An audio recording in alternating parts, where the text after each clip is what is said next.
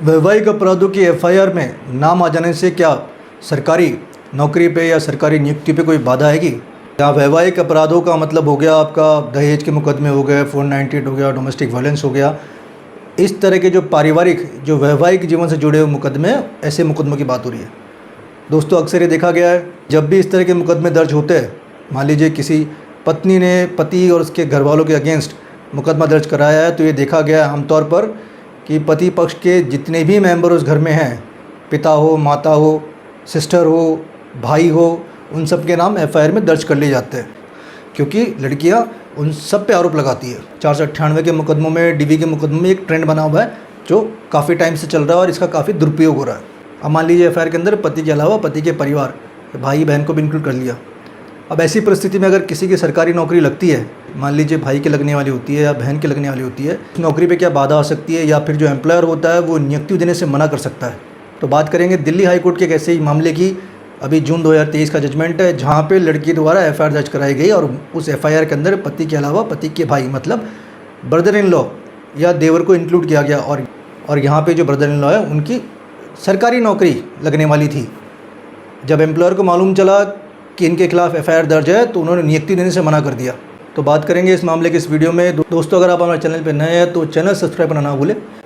इस मामले के अंदर महिला द्वारा जो एफआईआर दर्ज कराई गई, उसमें जो धाराएँ लगाई गई वो 498, 406, 506, 323 और 341 इनके तहत एफआईआर दर्ज कराई गई। एफआईआर के अंदर पति पक्ष के सारे परिवार को शामिल कर लिया गया, पति का जो ब्रदर था उसे भी शामिल कर लिया गया। यहाँ पे जो अपील की गई हाईकोर्ट के अंदर, वो पति के ब्रदर द्वारा की गई। मतलब एक तरह से उसकी भाभी ने उस पर रिपोर्ट कराई थी। उन्होंने मांग की कि उनका एफआईआर में नाम आने की वजह से उनके जो एम्प्लॉयर है, नियोक्ता है, उन्होंने नियुक्ति देने से मना कर दिया। हुमायूं की याचिकाकर्ता ने 2017 के अंदर एसएससी का एग्ज़ाम दिया, इसके अंदर एसआई पोस्ट के लिए, सब इंस्पेक्टर की पोस्ट के लिए। 2018 तक रिजल्ट आया, जहाँ पे उसने सारे राउंड्स क्लियर किए, अपना रिटन एग्ज़ाम क्लियर किया, फिजिकल राउंड क्लियर किए, फिजिकल टेस्ट क्लियर किए। जैसे ही उसकी नियुक्ति आने वाली थी, भाभी ने जिंद महिला थाने के अंदर उनके खिलाफ एक 498 की रिपोर्ट दर्ज करा दी।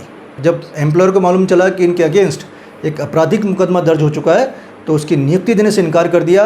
वहाँ पे नियुक्ति की जो शर्त रखी वो ये रखी कि जब तक इस मामले की सुनवाई नहीं होती और ये यहाँ से बरी नहीं होता, तब तक उसकी नियुक्ति को स्थगित कर दिया गया। हाईकोर्ट में अप्रोच करने से पहले याचिकाकर्ता ने कैट में भी अप्लाई किया, CAT, सेंट्रल एडमिनिस्ट्रेटिव ट्रिब्यूनल, लेकिन यहाँ पे उनकी सुनवाई नहीं हो पाई। यहाँ पे उनको किसी तरह का रिलीफ नहीं मिला।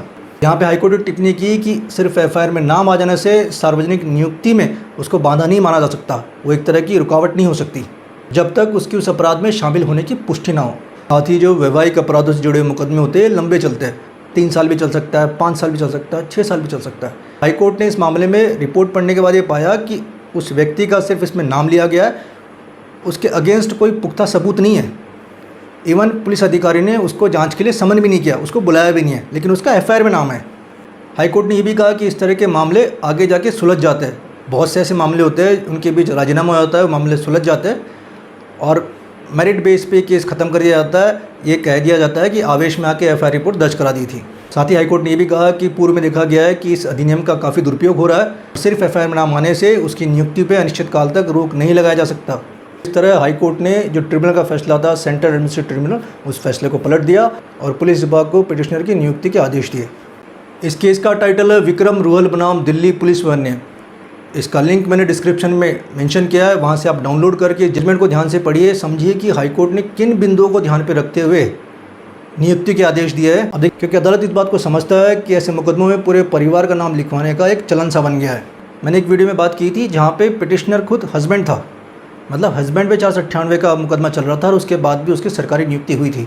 वीडियो का लिंक मैंने नीचे शेयर किया है, आप वहाँ जाके उसे ज़रूर देखिए। दोस्तों, वैसे तो एम्प्लॉयर पे डिपेंड करता है कि वो ऐसे व्यक्ति को नौकरी दे या नहीं दे जिसके विरुद्ध एफआईआर दर्ज हो रखी है या उसके विरुद्ध कोई क्रिमिनल मुकदमा चल रहा है। तो उम्मीद करता हूँ दोस्तों जानकारी पसंद आएगी। वीडियो लाइक शेयर करना ना भूले।